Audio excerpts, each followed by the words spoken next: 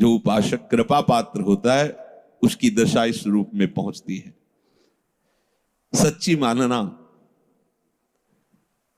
कृपा ही बदलती। एक उपासक परिचय के बढ़िया सुंदर परिवार, अच्छी अर्थ की प्राप्ति की व्यवस्था और जैसी भक्ति करनी चाहिए वैसी भक्ति कर रहे हैं। अब कृपा उदय हुई, जिनके द्वारा परिवार का पोषण और अर्थ व्यवस्था होती थी, भगवान ने उनको अपने पास बुलाया। अब जो भी वो धीरे धीरे सब छूटता चला गया। अब अखंड वृंदावनवासी बैरागी स्वरूप भजन परायण प्रगट में देखने में लगा सब उजड़ गया, लेकिन आंतरिक वृत्ति से देखो तो लगा सब संभल गया। प्रभु ने कृपा करके कैसा संभाला कि अब कोई रास्ता ही नहीं रह गया, एकमात्र प्रभु का रास्ता रह गया। तभी तुम परमानंद में जा सकते हो, जब प्रभु की कृपा ऐसे घेर लेती। दिखाई देता घेर लिया कृपा ने। अब रोते रहो या चिल्लाते रहो, तुम्हारे रोने चिल्लाने का कोई वहां फर्क नहीं पड़ता। अभी मोह ममता में हो सकता है आपको दुख लगे, लेकिन जब आप उस कृपा का परिचय प्राप्त करेंगे तो मधुर मधुर उनकी कृपा मूर्ति का अनुभव करके केवल रोते रहेंगे। इसलिए मैं तुम्हें कहता हूं, तुम कभी इस मार्ग में निराश मत होना। मैं तुम्हें सच्ची अनुभव की बात बताता हूं। प्रभु जिस पर कृपा करके ऐसी विषम परिस्थिति देते हैं उसके साथ रहते हैं। ये बात पकड़ लो। जब तुम्हें सब छोड़ रहे हो, प्रतिकूलता घेर रही हो, अव्यवस्था घेर रही हो, तो तुम आस पास अनुभव करना वो है, क्योंकि वो ऐसे में छोड़ नहीं सकता। जब वो इतना बड़ा कृपा करके हमारे साथ महामहिम कार्य कर रहा है, माया मुक्त करने, वो जानता है कि बहुत कमजोर हैं, लड़खड़ा जाएंगे, इसलिए वो साथ रहते हैं, हरि साथ रहते हैं। और वो धीरे धीरे कहते रहते, मैं तुम्हारे पास हूं, डरना मत। संत रूप में, गुरु रूप में, शास्त्र रूप में वो समझाते रहते, डरना मत, मैं तुम्हारे पास हूं। सच सच वो अपनी गोद में ले लेते हैं ऐसे उपासक को, वो अपने अंक में ले लेते हैं। जिसको जगत से निराशा मिली वो हरि की गोद में बैठ जाता है। तो बलिहारी है ना ऐसी निराशा की, ऐसे दुख की। अब हम कभी भूल न करें, धन की प्राप्ति, कीर्ति की प्राप्ति, जगत में सम्मान की सफलता, इसमें कभी भगवान की कृपा का अनुभव न करें, ना करें, आज्ञा दे रहे हैं। दीनता, दुख, अभाव, निंदा, असम्मान, ये महामधुर मंगलमय भगवान की कृपा हुई है, इसे आदर पूर्वक स्वीकार करो। फिर ध्यान दीजिए, धन, मान, कीर्ति, जगत की प्रत्येक सफलता, अनुकूलता, इसमें कभी भगवान की कृपा को मत मानो। ये महापुरुषों के वचन है। दूसरे इसमें टिप्पणी कर सकते हैं कि भगवान की कृपा न माने, तो इसमें क्या माने? ये भगवान की कभी कृपा नहीं हो सकती। वो अपने कृपा पात्रों को माया में नहीं फंसाते हैं, इसी का नाम माया है। जब उसकी चित्त वृत्ति भगवदाकार होती तो स्वयं यश फैल जाता है, स्वयं सारे वैभव उसके चरणों में लौटते हैं, पर वो उसका आदर नहीं करता, अंदर से उसके प्रति महत्व तो नहीं रहता। ये अंदर की बातें हैं।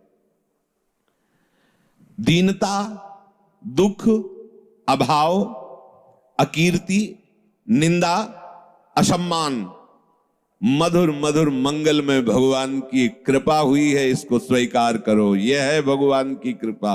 अब बोलो, हमारे ऊपर भगवान की बड़ी कृपा है। अनुभव करो, तुम्हारे ऊपर प्रभु की बड़ी कृपा है। जो इस मार्ग में अमुक प्रकार का अगर वास मिल जाता, अमुक भोजन पद्धति से मिलता, अमुक प्रकार से लोग हमसे मिलते, अन्य अन्य सुविधाएं, तो हम समझे भगवान की कृपा है। ये अज्ञान है, कभी इसे अपने हृदय में आने मत देना। जब कोई आपको आदर से बुलाए कोई सम्मान करे तो आपकी दृष्टि में भी वो नहीं आना चाहिए, आंतरिक दृष्टि में। जैसे कोई हमें जिस गली में जाते हो गाली देता हो और हमसे द्वेष मानता हो तो हम उस गली में भी नहीं जाना चाहेंगे, अहंकार होने के कारण। ऐसे भक्त जिस गली में आदर होता हो, माला पहनाया जाता हो, उसकी कीर्ति सम्मान हो, उस गली में नहीं जाना चाहिए। और जिस गली में अपमान होता हो, गाली मिलती हो, हफ्ते में 1-2 बार तो उसमें जाना ही चाहिए, जिससे पता चलेगा कि हमारे हृदय की स्थिति क्या है। यह है उलट याप में समा, ये उल्टा मार्ग है। जब आपके हृदय में निंदा करने वाले का और प्रशंसा करने वाले का, दोनों के प्रति कोई भगवत भाव की शिवान्य भाव ना हो, तो समझ लेना अब कृपा फलीभूत हो गई है, अब हृदय की स्थिति बन गई। श्री स्वामी ओंकारानंद सरस्वती जी नजफगढ़ के, जब उनके पास गए, पहले से ही जन्म से ही उनकी कृपा रही, पूर्व ग्रह में जाते रहते थे। तो जब संत वेश में गए, नई अवस्था, बहुत हंसे। कहा बेटा हमें पता था ऐसा ही होगा, पर ध्यान रखना साधुता बहुत कठिन बात है। साधु को कुत्ते जैसा स्वभाव बनाना चाहिए। मुझे समझ में नहीं आया साधु स्वभाव और कुत्ते का स्वभाव। महाराज जी मेरी समझ में नहीं आया। बहुत ब्रह्म प्राप्त महापुरुष तेजों में एकांत खंडहर गंगा किनारे रहते थे, कोई सुविधा नहीं किसी भी तरह को। एक अल्मोनियम का कटोरा जैसे भिक्षुक लोग रखते हैं, ऐसे ही बस रखा रहता, उसी में जो भिक्षा आई पा लिया। ऐसा बोले बेटा जैसे कोई साधु को आदर से बुलावे कि आओ भिक्षा ले लो, जब वहां पहुंचे और दबका के भगा दे, वो 4 कदम चले फिर आदर से आओ, तो बोले उसको सोचना भी नहीं चाहिए कि अभी तो दबकाया था फिर बुला क्यों रहा। ऐसे अगर 10 बार बुलाए तो 10 बार वापस हो जाना चाहिए। जैसे कुत्ता है, आप टुकड़ा डालो और फिर दबका दो, फिर आप पुचकारो फिर आ जाएगा, फिर ऐसा स्वभाव होना चाहिए। और साधु को मन को ऐसे मारना चाहिए। 2 उपदेश उन्होंने उस दिन पहले दिन दिए थे। जैसे बंदर सांप को मारता है, तो हमने कभी देखा तो था नहीं, तो बेटा वो बड़े भाव में एकदम बच्चों जैसा स्वभाव होता है जो ब्रह्म प्राप्त महापुरुष, बंदर जैसे सांप को ऐसे पकड़ता है और खूब हंसते, ऐसे वो एकदम ऐसा लगता हंसी की धारा आ रही, आनंद की धारा, लाल चेहरा हो जाता है। बोले वो उसको लेके से पेड़ में ऐसे ऐसे घसता है उसके मुंह को, फिर कान में लगाता है, अगर थोड़ा भी सूं हुआ फिर घसता है, मरने पर भी उस घसता रहता है। बोले ऐसे ही उपासक को अपने मन को मारना चाहिए। जरा भी हलचल मन में समझ में आए फिर नाम भगवत चिंतन, वाणी ब्रह्म चिंतन इतना रगड़ दो कि मन मर जाए, फिर साधु हो जाता है। तो मानापमान की भावना का त्याग भगवत कृपा से ही होता है। भगवान जब देखते हैं कि हमारे भक्त का बुखार बढ़ रहा है अहंकार का, तो बिना किसी अपराध के वैसा जाल रचते हैं कि उसका अपमान होता है और निंदा होती है। अहेतु की कृपाल हैं, बस अपने उनकी कृपा को समझ नहीं पाते।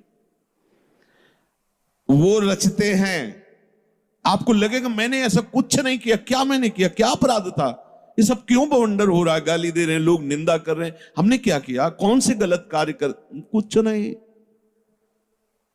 ये भड़बड़ाने की जरूरत नहीं, ऑपरेशन हो रहा, चुप शांत थिएटर पे हो। तुम्हारे अहंकार का बुखार कहीं बढ़ रहा है, तुम्हें समझ में नहीं आ रहा, पर उस कृपा सिंधु ने देख लिया, सर्वज्ञ है ना। अब वो बिना किसी कारण के जाल रचेंगे, आपका अपमान होगा, निंदा होगी, और निंदा उसी से करवाएंगे जिससे प्रतिष्ठा होने की संभावना है। निंदा, अपमान, अकीर्ति, तिरस्कार, अप्रतिष्ठा, बिना दोष के लांछन, जब ये तुम पे बरसने लगे तो समझ लेना प्रभु दूर नहीं नजदीक ही हैं, मिलने वाले हैं। कौन चाहता है भगवत प्राप्ति है?